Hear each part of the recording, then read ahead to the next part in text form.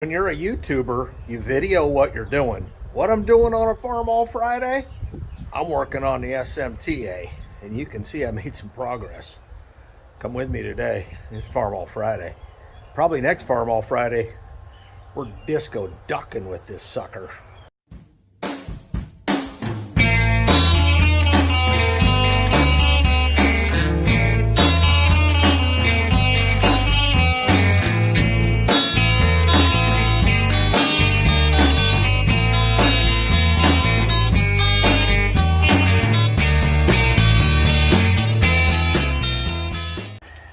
Well, time to get this old nasty, what I believe to be original light switch off of here. And I'm going to guess that this, at one point in time, there was a tail light on this, and that went to that. And instead of opening this up and taking a wire off of here, they just cut it. Well, the verdict's in on this. So I got the new switch halfway wired.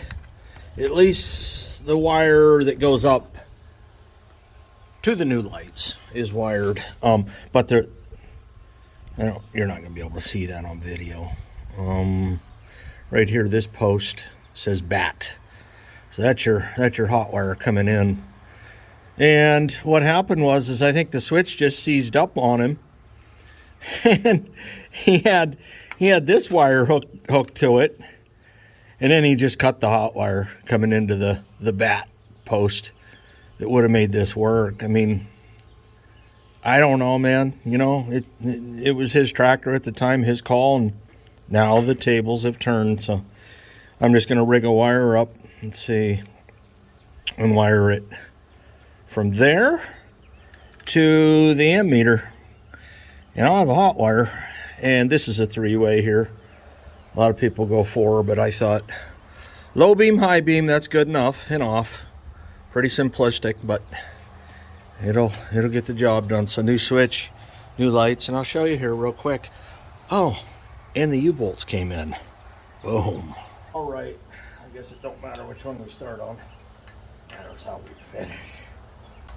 Yeah, somebody was like, those are U-bolts, just turn them around. No, they ain't quite. Please don't break nothing. They ain't quite U-bolts. I know enough to turn them around. It's amazing how, like, dumb people think you are. I've learned a lot on YouTube. What I've learned is that people are afraid to learn things. It's really important for them to know everything, but it's not important for them to learn because it's a sign of weakness, is how they see it. And I don't mean they as in everyone, but a pretty good select few individuals. On a little rough wreck. Ooh, that hurt. I just smashed my thumb.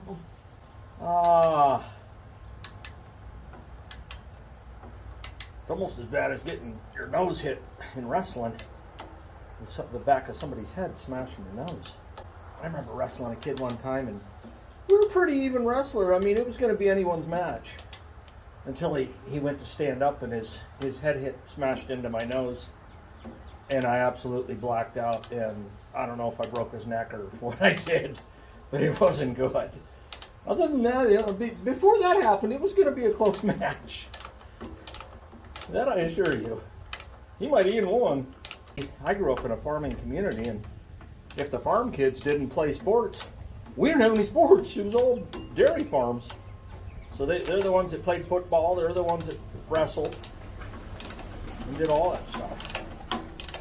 Well, Dad's here. He's gonna run that wire for me while I do this. I've got the yellows I thought I had. In this, I got them somewhere. Well, it doesn't matter if you don't have them, I do. That's how it works. One thing about this dude here, man, any shortcut he could cut, he cut it. Well, I mean, let's get serious here for a minute. Even if it's a nano minute. No, there's no such thing. how long a wire do you need to go in that? You don't About need 6 much. inches. Yeah, so I'll just cut one out of this Yep. and leave the ends on this, and you can use it for. Yep. I use it for a lot of stuff. Usually I just make a wire up, shrink wrap it, and throw it in the box, and then I have it if I need something real quick. That's Don't make it too short. That's probably funny, isn't it? Yeah. If I made it. Oh yeah. I don't know if it's gonna work. But Yeah, it'll work. well, It'll work. That box, the whole box everything sits in is probably 5 inch. I mean, see, you've got some terminals. terminals as in yellow, blue, etc. Yellow. Yeah, they're in that unopened box that I ordered. That's the size I'd like right there, but it's Blue? well, blue ain't gonna fit that wire. We did 10. Low beam, off. Low beam, high beam. Give me a low beam, high beam. That'll do it. A little dowel will do ya. That's pretty bright right there. That's bright enough, brighter than the dark. We're 12 volt now. Well, there you go. Brand new light assemblies, not bulbs. Brand new light assemblies. Toolbox installed. New light switch installed. Pretty heavy wire right there, 10 gauge. And yeah, high beam, low beam, off. 3-position switch. But yeah, now on the back side, I didn't paint the U-bolts or the nuts, because when you put them on, they're just, all the paint's gonna just get scraped off anyways. So I got some 2150. I'll tape off some stuff and do that. But H Turbo, you said the paint on these ain't very good right out of the factory, so yeah, they'll probably need addressed. And I also have to oh look, there's my Fuke here. I also have to I also have to adjust these lights. You can see that one's needs to go bloop, just a little bit straighter than what it is, and I'll be happier than what I am. But yeah. Oh, gotta christen the toolbox. Let's see, where are you? Now, this is organized chaos. Everything here, nothing here is junk. There might be like one little piece of paper, but you know, you even look here, full can of dry gas, you know, seafoam, full can, weights. Oh, there it is. Da, da, da. Told you. I'm gonna christen it with a IH wrench. Yeah, let's regulators mount up a little bit. Oh, there's the old light. Bloop.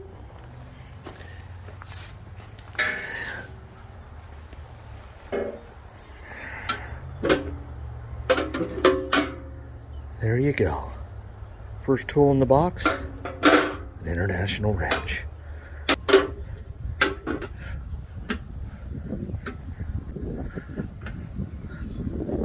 Good enough.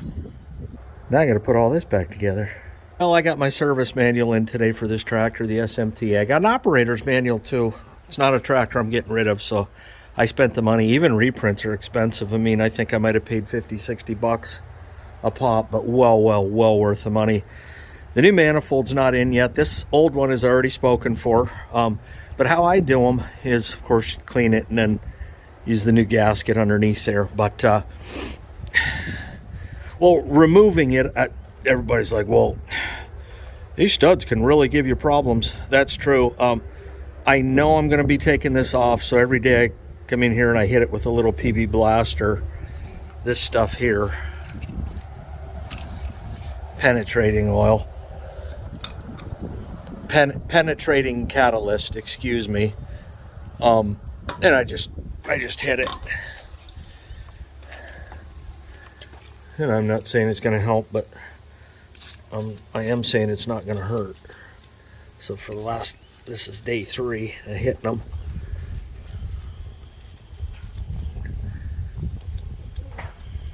Yeah.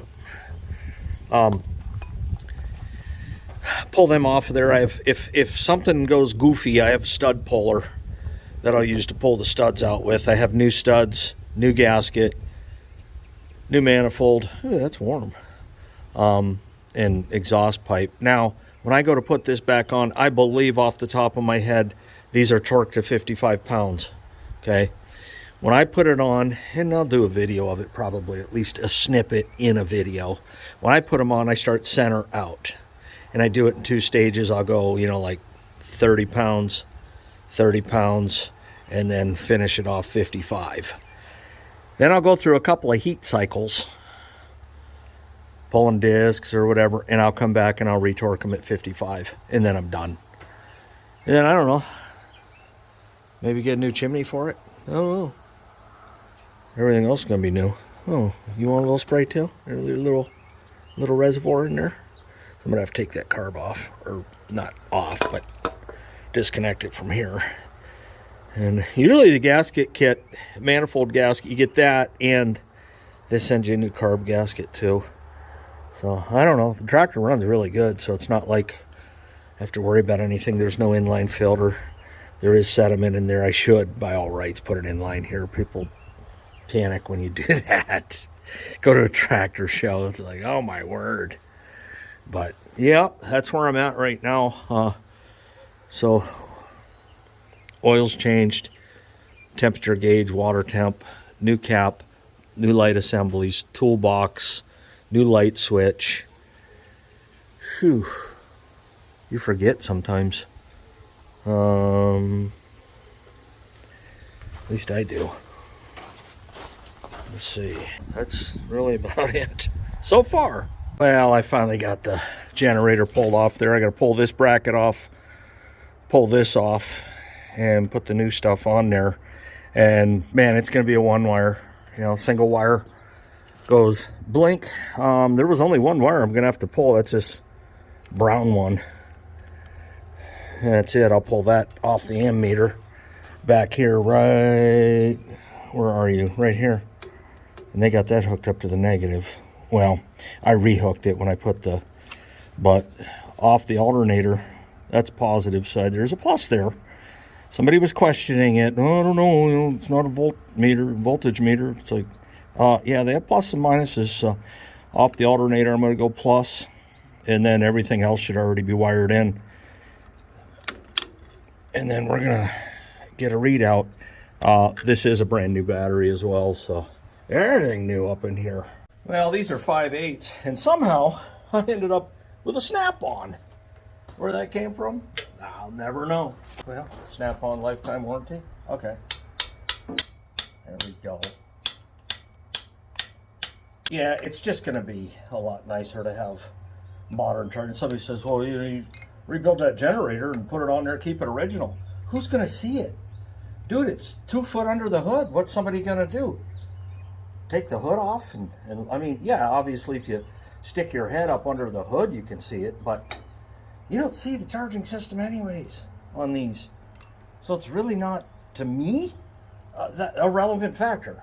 I mean, almost anyone that restores a tractor, and clearly I'm not doing that here or even saying that I am, they almost always put a Delco single wire alternator on there. It just makes sense.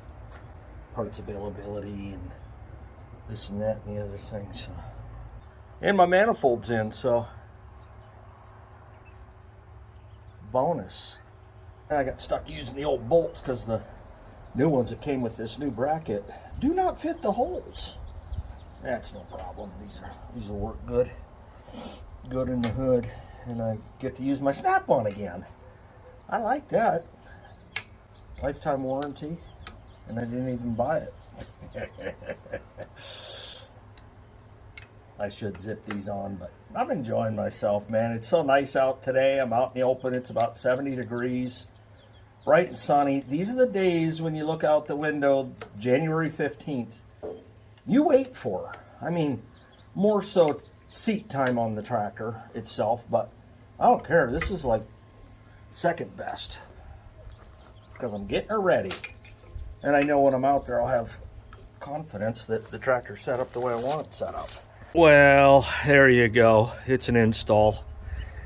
Brackets come pretty easy. The problem that I had was getting that nut in there. That was fun, that slider. But yeah, it's installed, and I bought the wiring harness too. It just made it a lot easier. I'm not running an external ballast resistor. That's a 12-volt coil. Internally resisted, and that's what I prefer. The less fidgeting and monkeying. the better off, you know, just the better off. And so right now I'm gonna fire it up. Brand new, fully charged battery. There's probably not gonna be a whole crap ton of read, although I can just pop that switch, turn the lights on and see if it draws. I don't know, there's all kinds of things I can do, but yeah, wired and ready.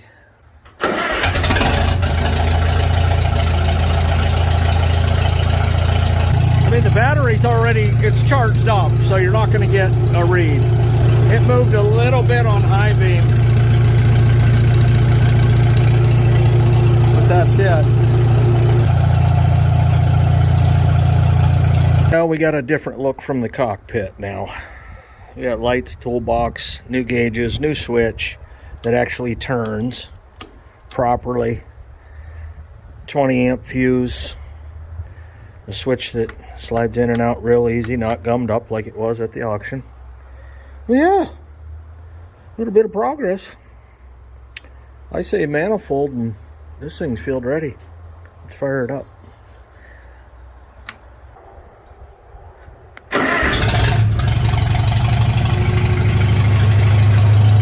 Yeah, that needle's just slightly off zero to the positive, but yeah, we got a good battery, a brand new battery, all fully charged.